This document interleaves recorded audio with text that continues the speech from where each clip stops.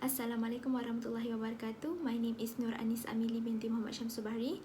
Today I would like to present my final year project, which is development of ADXL345 accelerometer for detection of tonic-clonic seizure. Okay, so the abstract in this study is this study presents the development of ADXL345 accelerometer for detection of tonic-clonic seizure. Epilepsy and seizures can affect anybody regardless of sexes and ages anywhere in the world. The experiment is carried out by using ADXL345 accelerometer, which is small, thin, low power, 3-axis accelerometer, and Arduino Mega as the microcontroller. Data received by accelerometer will be analyzed to classify the pattern and evaluate the effectiveness of ADXL345 in detecting epilepsy. So let's take a look on the introduction. Epilepsy is neurological disorder caused by unexpected recurrent episodes of sensory disturbance, loss of consciousness, or seizure associated with abnormal electrical activity within the brain. It is common globally for neurological disease since around 50 million people worldwide have epilepsy. It is considered as epilepsy when one's having 2 or more seizures. One who have epilepsy will show more temporary symptoms such as loss of awareness and sensations, disturbances in mental function, and manifestation of mood disorder. There are a few types of generalized seizure that might attack the children, for example, absence seizure, atonic seizure, tonic-clonic seizure, and myoclonic seizure. Tonic-clonic seizure is highlighted in this study and it is known as grand mal seizure. Patient's body, arms, and legs will flex and tremor, followed by contraction and relaxation of the muscles and the postictal period.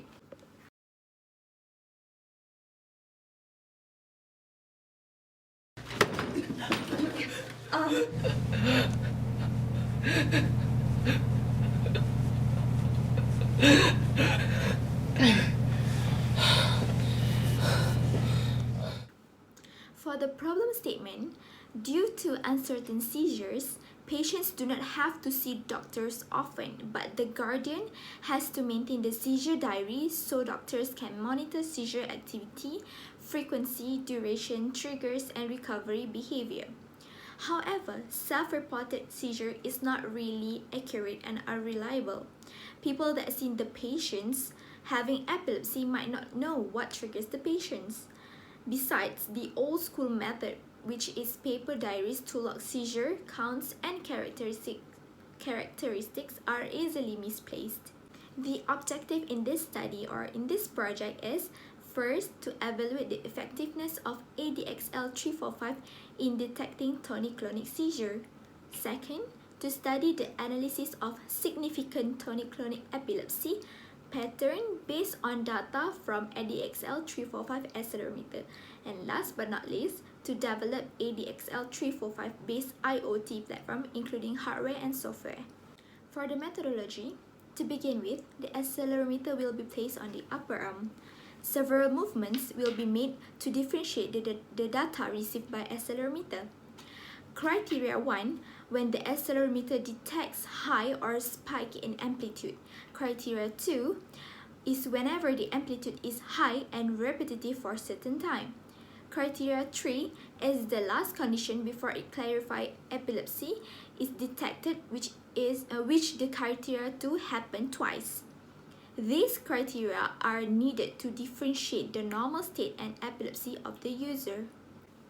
Next, going on with the results analysis, first, figure 3 shows the amplitude of acceleration from static to normal movement of the user from ADXL345 accelerometer. Green circle in figure 3 shows the static condition of user, which is no movement.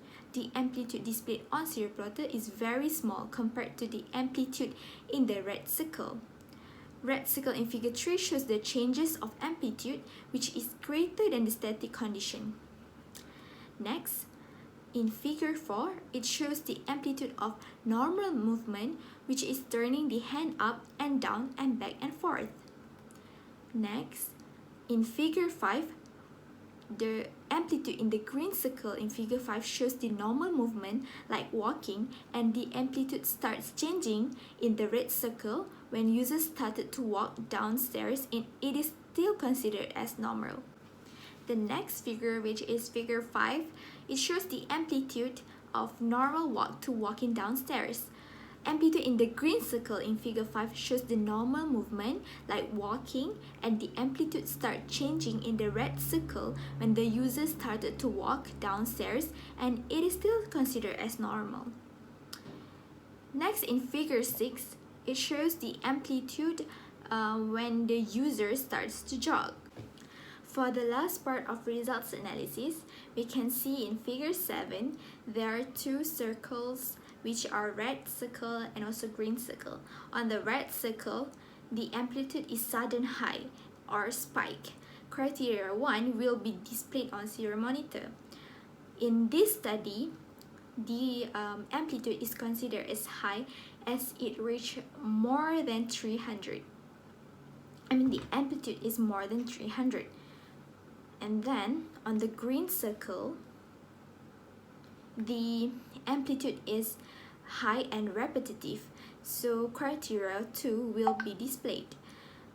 As the criteria 2 happened twice, criteria 3 will be displayed and thus clarify that the user is having epilepsy. In conclusion, the evaluation of the effectiveness of ADXL345 in detecting tonic-clonic seizure is presented based on data received and amplitude displayed in this project. Comparison of the pattern on different type of movement and motion based on data from ADXL345 accelerometer is successful. Last but not least, further studies is needed for developing the ADXL-based IoT platform. I would like to take this opportunity to thank my supervisor, Dr. Muhammad Hezri, for his guidance and assist throughout my final year project.